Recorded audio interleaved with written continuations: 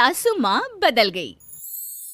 कहानी उस घर की है जहाँ बहू और बेटी को एक माना जाता था, लेकिन फिर अरे शिखा बेटा, तू रसोई में क्यों घुसी रहती है? जा, रोटी मैं बना लूंगी। नहीं नहीं माँ जी, आप बैठिए, बस सारा खाना बन ही गया है। श्वेता को बोल देती हूँ, वो खाना लगा देगी सबका। सॉरी भाभी, मेरे पास वक्त नहीं है। माँ, मुझे पैसे देना, पार्लर जाना है। हाँ हाँ चली जाना, भाभी को भी ले जाना। वो भी जाने को बोल रही थी पार्लर, पर पहले ना मदद कर दे उसके खाना लगाने में। देख माँ, वो बहू है, उसे बहू रहने देना, इतना सर पर मत चढ़ा भाभी को। श्वेता, ज्यादा मत बोला कर। बहू और बेटी में कोई फर्क नहीं होता है। जा जाकर काम कर। ननद को माँ का भाभी से इस तरह प्यार करना बिल्कुल अच्छा नहीं लगता। वो बार बार किसी न किसी तरह माँ को भाभी के खिलाफ भड़काती रहती, लेकिन कोई फायदा ना होता। एक रोज, अरे बेटे किशन, जा बहू को कहीं घुमा कर ला, सारा दिन घर में काम करती रहती है। हाँ हाँ माँ, हम लोग जा रहे हैं ना गोवा। अच्छा जी, भाभी ने तो हमें बताया भी नहीं। वैसे तो सारी पंचायत करती है, ये गोवा वाली बात क्यों छुपा गई हमसे? अरे क्योंकि उसे खुद नहीं पता था बहन। मुझे टिकट सस्ती मिल रही थी तो मैंने बुक कर दिया। हाँ शिखा, पैकिंग कर ले, संडे हम जा रहे हैं गोवा। दोपहर में शिखा पैकिंग कर रही थी कि सास आ जाती है। ये क्या बहू, साड़ियाँ? अरे गोवा जा रही है घूमने या फिर शादी में मायके हैं? माँ जी, ऐसा कुछ है ही नहीं, समझ में नहीं आ रहा क्या रखूं कपड़े में। अरे तेरी और श्वेता की साइज तो एक ही है, उसके कुछ मॉडर्न कपड़े ले ले, आकर लौटा देना। हाँ माँ जी, ये ठीक रहेगा। शिखा श्वेता के पास जाती है और उससे कपड़े मांगती है। ना जी ना, मैं अपने कपड़े ना दूं, वैसे भी फैल जाएंगे मेरे कपड़े, बहुत महंगे वाले हैं। शिखा मुंह लटकाकर कमरे में आ जाती है तो सास कहती है, चल तैयार हो जा, तुझे मैं शॉपिंग करा कर लाती हूँ गोवा की। बस फिर क्या था, सास बहू निकल जाते हैं मार्केट और एक से बढ़कर एक ड्रेस खरीद कर घर आते हैं। पहले बता देती कि नए कपड़े दिलाने वाली है भाभी को, तो मैं अपने ही दे देती ना भाभी को, मुझे दिला देती नए कपड़े। देख श्वेता, परिवार का मतलब सबके साथ रहना होता है, ना कि सिर्फ अपना सोचना। वैसे भी तुझे अच्छे संस्कार सीखने चाहिए। और रही बात कपड़ों की, तो शिखा, आज से घर पर भी तू मॉडर्न कपड़े ही पहनेगी। कोई जरूरत नहीं है ये साड़ी वाड़ी लपेटने की। अब क्या था, घर पर श्वेता और शिखा एक जैसे रहते। एक बार पड़ोसन आती है। अरे बेटा, अपनी माँ को तो बुलाना जरा, बात करनी है। शिखा सास को बताती है और रसोई में चली जाती है। ये आपकी बेटी बहुत बड़ी हो गई है, इसके लिए एक रिश्ता है, कहो तो बता दूं।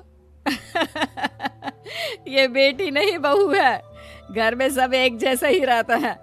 वैसे मेरी बेटी भी बड़ी हो गई है, कोई रिश्ता हो तो जरूर बताना। पड़ोसन रिश्ता लेकर उन लोगों के घर आती है।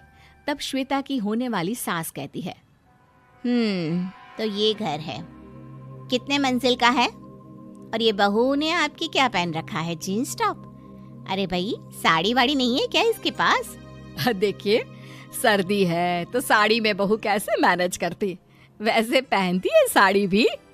देखिए, हम लोग ठहरे पैसे वाले लोग, कोई कमी नहीं है हम लोगों के पास पैसों की, बहुत पैसे हैं, जमीन, नौकर चाकर, कार, सब कुछ है, लेकिन घर में संस्कारी बहू चाहिए। समझ रही हैं ना आप? सास कुछ कहती कि श्वेता बोल पड़ती है, हाय रे, नौकर चाकर से लेकर जमीन, कार, पैसा, हाँ हाँ, मुझे रिश्ता मंजूर है मुझे। अरे रुक जा श्वेता, मैं बात कर रही हूँ ना। देखिए, हम लोगों के घर इतनी आजादी नहीं मिलेगी। अरे हाँ कर देना माँ, हाँ कर दे जल्दी से। सास क्या करती, बेटी की शादी ऐसे घर में कर देती है जहाँ ना उनके विचार मिलते हैं और ना ही आचार। शादी के बाद एक रोज फोन पर, श्वेता बेटा, एक बार घर आ जा, बहुत दिल करता है तुझे देखने का। माँ, वो घर पर बहुत काम होता है, कैसे आऊँ? बड़ा घर है, लेकिन आने जाने वालों की लाइन ही लगी रहती है। बेटा मैं तो जानती थी उस घर का हाल, लेकिन तू ही नहीं मान रही थी। माँ देख, हर घर का यही हाल है। तेरी बेटी को यहाँ घूंघट हटाने की परमिशन नहीं है और एक तरफ भाभी स्कर्ट पहनकर घूम रही है। बेटा मुझे क्या पता था कि मेरी बेटी को ससुराल के नाम पर पिंजरा मिल जाएगा। अच्छा माँ, फोन रखती हूँ, सास को गर्मा गर्म रोटी खिलानी है। तुम लोगों की तरह नहीं कि एक रोटी बनाओ, एक सब्जी बनाओ, फिर सारा दिन फ्री होकर घूमो। सास फोन तो रख देती है, लेकिन सोच में पड़ जाती है कि एक तरफ बेटी जिसे कोई आजादी नहीं, वहीं दूसरी तरफ बहू जिसे देखकर लगता ही नहीं कि उसकी शादी भी हुई है। अगले रोज। शिखा, अरे ओ शिखा। हाँ माँ, क्या हुआ? कुछ चाहिए आपको? मैं जिम जा रही थी।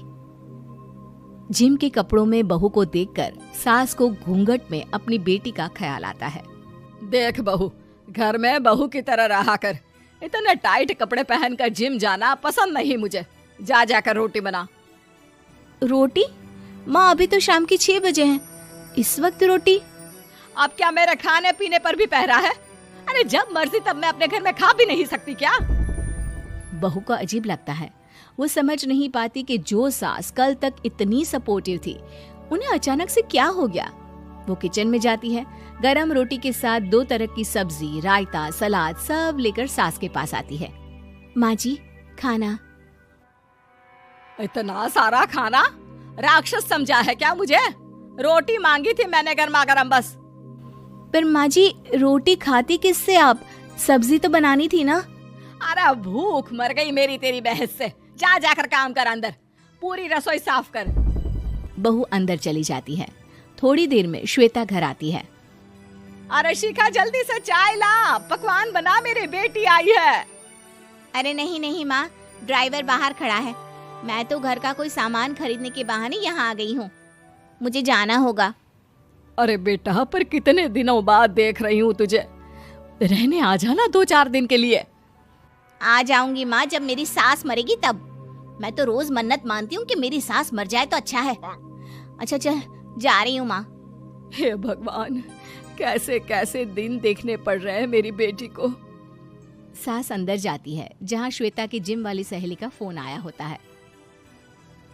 क्या बात है, आज जिम नहीं आई? अरे पता नहीं यार, आज माँ को क्या हो गया अचानक। पर खैर कोई नहीं, लगता नहीं कि मैं अब जिम आ पाऊंगी। शिखा स्पीकर पर बात कर रही थी, जिसे सास सुन रही थी।